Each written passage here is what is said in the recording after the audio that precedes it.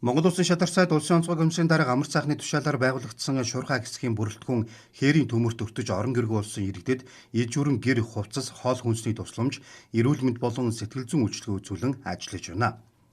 Улсын онцгой комиссийн шуурхай хэсгийн бүрэлдэхүүн хээрийн төмөр гарсан Хинти, Дорнод, Сүхбаатар аймагуудад ажиллаж байна. Улсын онцгой комиссоос төмөрт өртсөн өрхүүдэд 400 сая төгрөгийн тусламж хүргүүлсэнийг шуурхай хэсгийн бүрэлдэхүүн хүлээх өгчээ. Улсын онцгой комиссийн нарийн бичгийн дараагаар ахлуулсан шуурхай ажлын хэсгийн бүрэлдэхүүн Дорнод аймгийн Хөлбөмбөр сумд ажиллаж, гал төмөрт өртсөн иргэдийг эрүүл мэндийн үйлчилгээгт хамруулж, сэтгэл зүйн зөвлөгөө өгөхин зэрэгцээ, орон гэргүүлсэн 18 айл орхид иж бүрэн гэр, дулаан хувцас хэрэглэл, хоол хүнс, эмийн багц бүхий тусламжийн барааг хүлээлгэн өглөө.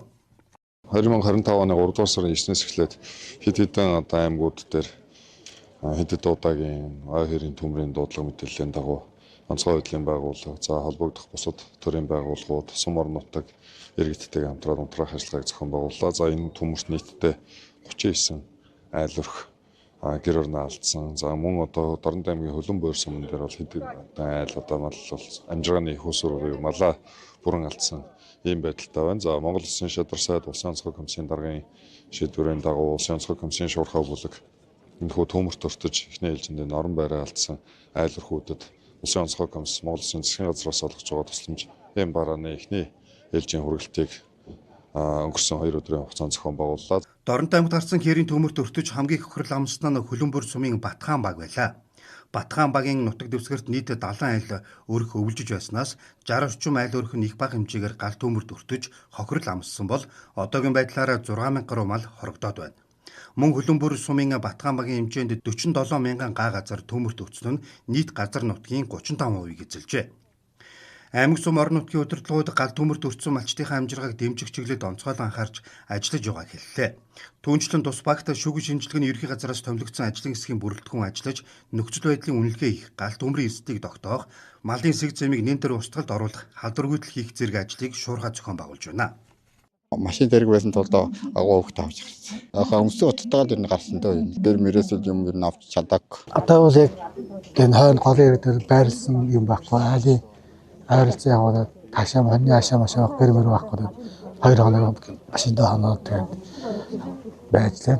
Гал төмөрөнд гамшигтайгаа өртсөн айлууд нь одоо улсын онцгой комисс Дорнод аймагаас томилогдсон эдэн гişүүд айгүй шуурхай 1 хоног 2 хоногийн дотор гээд бид эдийгээд гэр оронтой болгож айл тоноолох машинтай тоноолох ханы усан зүүжээр маш их баярлж байна бас айгүй итгэвчтэй сайн ажилласан байна.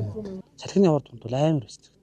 Машины номер одоо яг шатаад үлдсэн ч үдэгдэхгүй, салхинд хийсэн ч үдэгдэхгүй. Тийм амар өсдөг. Хүн нөхцөл авах зэрнэгтэй бас хэцүү байсан юм бол яг боломж бол амар байсан. Би тэгээ эднийх нь 3 нэлэх жоохон хүүхэдтэй. Тэгээ хамгийн гол нь эднийгээд амьд юм давал ирүүл сарвал авъя гэж бодоод ердөө ирсэн ирэхэд тэгэл гэр нь яг зүүн талаасаа шатчихсан том гэр. Том гэр нь унтраад 10 талын зүүн талын гэрүүл шууд одоо яахын завдлага асаалт дуусчихсан. Түүнчлэн зарим малчтаас мал угаартлаа тодорхойгүй шалтгаанаар өгөж байна гэх дуудлага ирж байгааг нутгийн удирдлагууд хэлж байна. Тиймээс цаашаа малын эм тарианы хэрэгцээ шаардлага ихээхэн гарч болзошгүй байна. Монгол Улсын шадарцаад улсын онцгой комиссийн дарга амар цаахны тушаалаар байгуулагдсан шуурхай хэсгийн бүрэлдэхүүн хээрийн төмөр гарсан Хинти аймгийн Баян уу сум, Дорнод аймгийн Хөлбөмбөр суманд ажиллалаа. Баян уу сумын Сүмбэр багт гарсан гал төмрийн улмаас нийт 30,800 га газар шатсан. Урьдчилсан байдлаар 5 айлын 7 гэр, 5 сарвч, 4 хашаа, 1 өрхийн 303 толгой мал өргөдөжээ.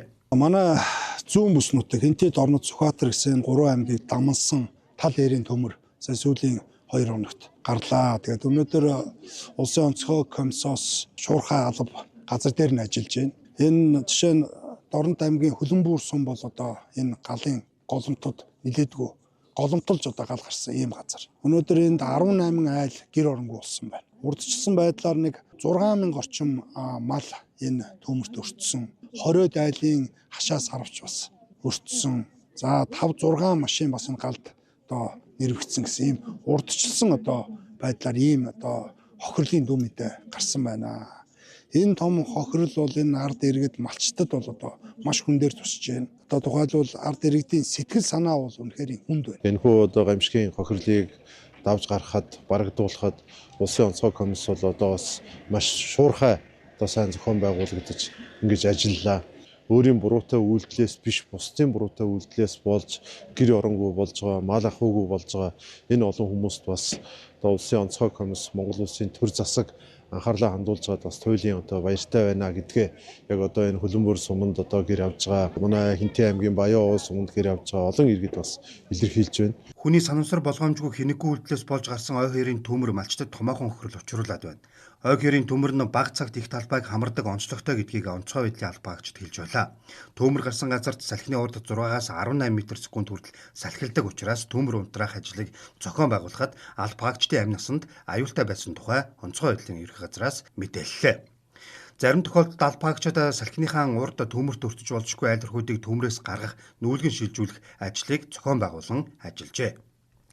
Эрсдлийн үлгээгээр төмрийн эсдэлтэй 14 аймаг байна. Тиймээс ой хоёрын төмрөөс урьдчилан сэргийлэх, хавар намрын хураашилт ихтэй үед гадаа гал түлэхгүй байх, тамхи татахгүй байх, үнс нурмаан тагтаа савнд хийх зэргээр гал төмрөөс хүн бүр урьдчилан сэргийлэх хэрэгтэйг онцгойлон анхааруулж байна.